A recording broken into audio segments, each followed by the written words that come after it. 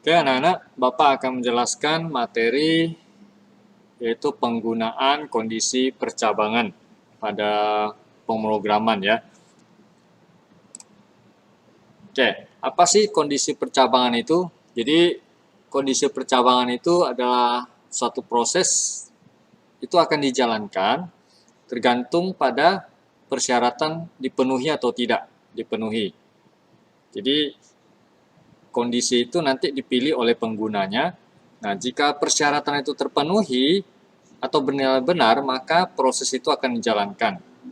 Tapi kalau kondisinya tidak terpenuhi atau bernilai salah, maka tidak akan dijalankan atau diabaikan. Nah, itu adalah kondisi percabangan yang kita kenal dengan istilahnya kalau di Excel itu if. Nah, dari flowchart di sebelah kanan ini kita dapat lihat di sini. Jadi flowchart ini menggambarkan satu kondisi percabangan. Jika kondisinya ya, maka pernyataannya itu akan dilakukan, akan dijalankan. Jika kondisinya tidak, berarti akan langsung selesai. Jadi pernyataan ini tidak akan dijalankan. Nah, itu contoh flowchart dari kondisi percabangan. Nah, ketika kita menggunakan kondisi percabangan, kita akan menemukan namanya operator perbandingan dan logika. Jadi operator perbandingan itu adalah operator untuk membandingkan dua nilai atau lebih. Dan juga ada operator logika. Jadi untuk menguji satu dengan yang lainnya. Jadi ada kondisi logika 2 atau 3 atau lebih. Nah, ini namanya adalah operator perbandingan dan logika. Nah, kita akan lihat seperti apa operator perbandingan itu. Jadi kita gunakan Scratch. Jadi dalam aplikasi Scratch ini ada 3 jenis operator perbandingan untuk menguji sebuah persyaratan kondisi ya. Nah, itu ada operator lebih besar dari. Jadi di sini untuk menguji apakah nilainya lebih besar dari nilai acuan ya. Ada juga dalam bentuk Scratch tampilannya seperti ini blok perintahnya. Jadi nilai ujian lebih besar dari 70. Nah, sedangkan ini adalah operator lebih kecil dari, berarti operator ini untuk menguji nilai lebih kecil dari nilai acuan. Sedangkan yang sama dengan untuk menguji apakah nilainya sama dengan nilai acuan. Nah, untuk yang operator lebih kecil, blok perintahnya seperti ini. Ya, jadi blok perintahnya seperti ini. Nilai ujian lebih kecil dari 70. Sedangkan yang operator sama dengan ini, nilai ujian sama dengan 70. Nah, operator perbandingan itu akan menampilkan hasil true atau false. True itu artinya kalau pengujiannya benar, false kalau pengujiannya salah. Nah, kita pakai contoh blok perintah ini lagi. Nah, seandainya ada kasus nih, siswa memperoleh nilai ujian 65. Maka hasil yang diperoleh dari perbandingan di atas apa? Nah, kalau kita lihat di sini, siswa itu mendapat nilai 65. Ketuntasannya adalah 70. Nah, operator perbandingannya adalah seperti ini. Nah, ini nilai ujiannya 75 ya. 75 ya di sini ya, bukan 65 ya. Ini 75. Jadi hasil yang diperoleh dari perbandingan di atas adalah nilai ujiannya yang dia dapat itu 75. Apakah lebih kecil, apakah lebih besar dari 70? Apakah 75 lebih besar 70? Berarti benar ya. 75 memang lebih besar dari 70 ya. Lalu nilai ujiannya 75 apakah lebih kecil dari 70?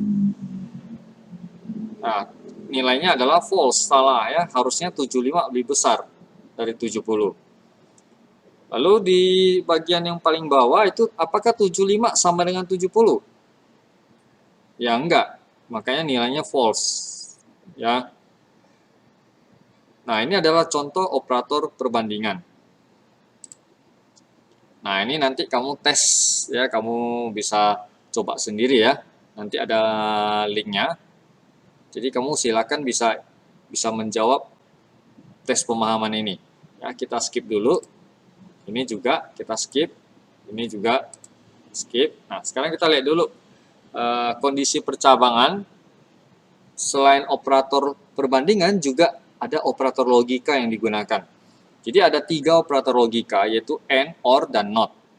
Nah, kalau kalian perhatikan di tabel ini, X itu kita ibaratkan tuh ulangan MTK, Y itu nilai tugas MTK. Jadi bento ini bisa dinyatakan tuntas kalau nilai ulangan dan tugas MTK-nya itu lebih besar dari 70.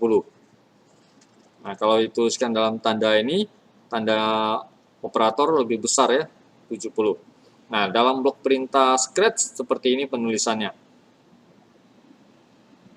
Jadi, 2 operator N ini adalah blok perintah yang digabung, ada 2 blok perintah digabung. Nah, kita lihat tabel ini. Nah, pada tabel ini berisi X true, Y-nya true, nilainya true. Kenapa bernilai benar? Nah, berarti anggap aja kalau ulangan bento 70, tugasnya 70, berarti tuntas ya. Makanya nilainya benar, true. Nah, sedangkan yang kedua ini true, false, lalu nilainya false. Ini true, false, lalu nilainya false. Nah, kenapa bernilai salah? Nah, ulangannya itu, anggaplah ulangannya di atas 70. Ya, memenuhi kriteria tadi kan, persyaratan kan, kondisinya. Nah, tapi tugasnya MTK-nya bento itu nggak nyampe 70. Makanya false. Nilai yang dihasilkan adalah false. Nah, terus ini yang ketiga, false, true. Hasilnya false. Nah, kenapa bisa bernilai salah? Karena ulangannya bento itu dapat di bawah 70, lalu tugas MTK-nya di atas 70. Tidak memenuhi syarat. Syaratnya kan harus dua-duanya. Nah, makanya nilai yang dihasilkan adalah false. Sedangkan yang terakhir kita lihat di situ adalah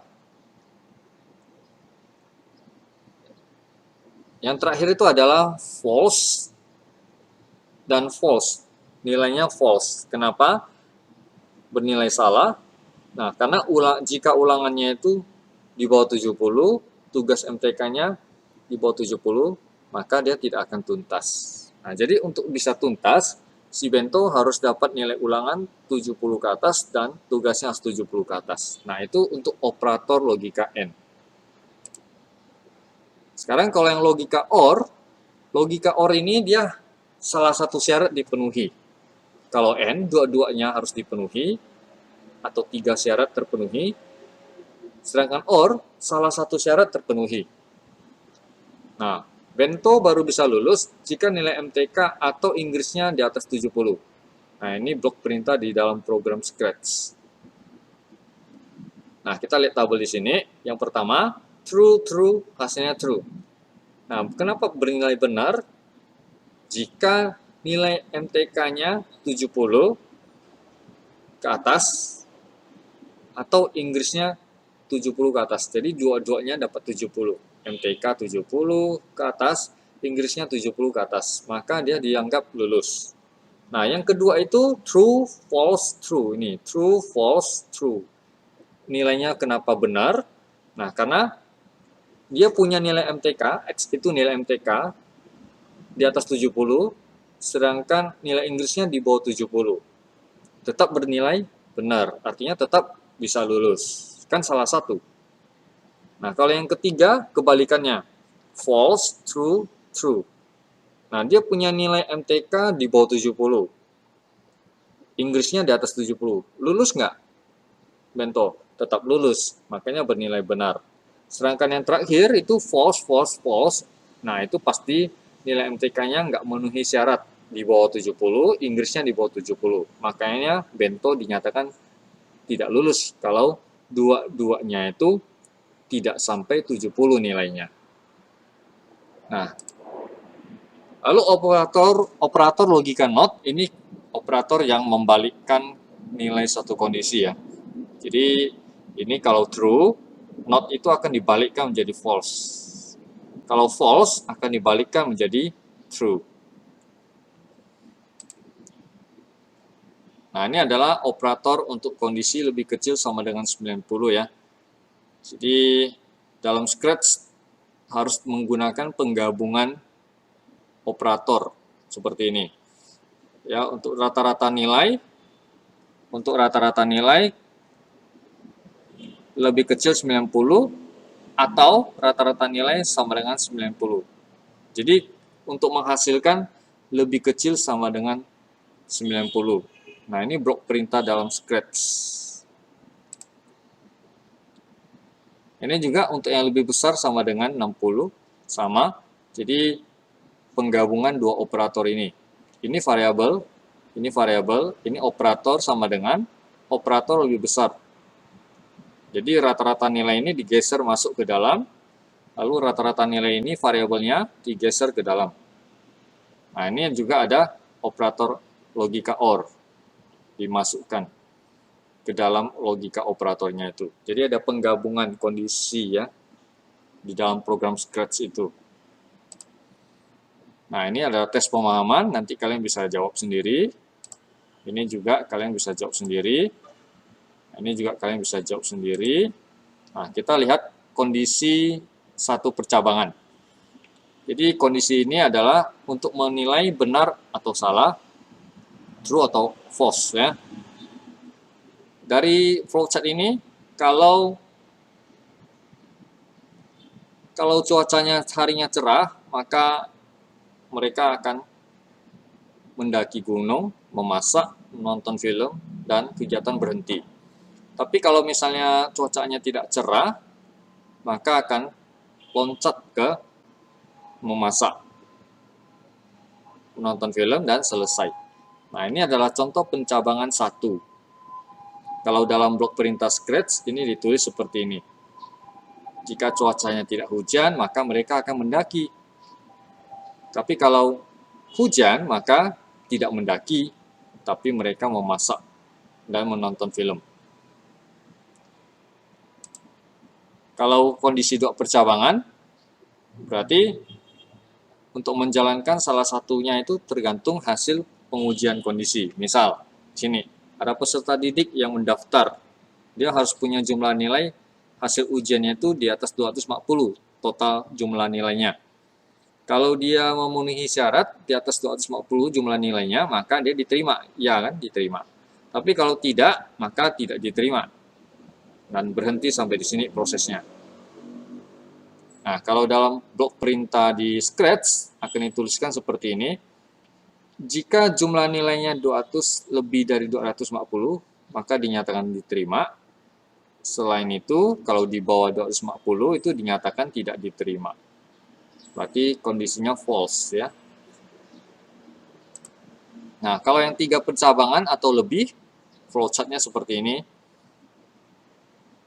Nah, seorang murid dapat nilai dalam huruf. Kalau A itu di atas 90 rata-ratanya. Kalau dapat B dia di atas 80, dapat C di atas 70, dapat D di atas 60 ke atas. E di bawah 60 dapat E dia. Nah, kalau dituliskan dalam blok perintah, maka akan seperti ini. Jadi jika dijalankan, maka kalau rata-ratanya di atas 90, jika iya, maka pengujian akan bernilai true, benar, dan siswa akan dapat nilai A. Jika tidak, maka kondisinya akan false, dan program akan lanjut ke pengujian cabang berikutnya.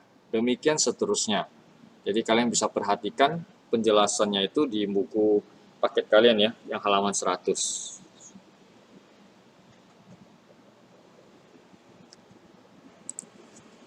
Oke, ini adalah tes yang nanti kamu bisa coba sendiri. Nah, saya rasa penjelasan saya untuk konsep kondisi percabangan sekian sampai di sini. Jika ada yang mau ditanyakan, silakan bisa hubungi saya. Terima kasih, sekian, tetap semangat. Sampai ketemu di pertemuan berikutnya atau video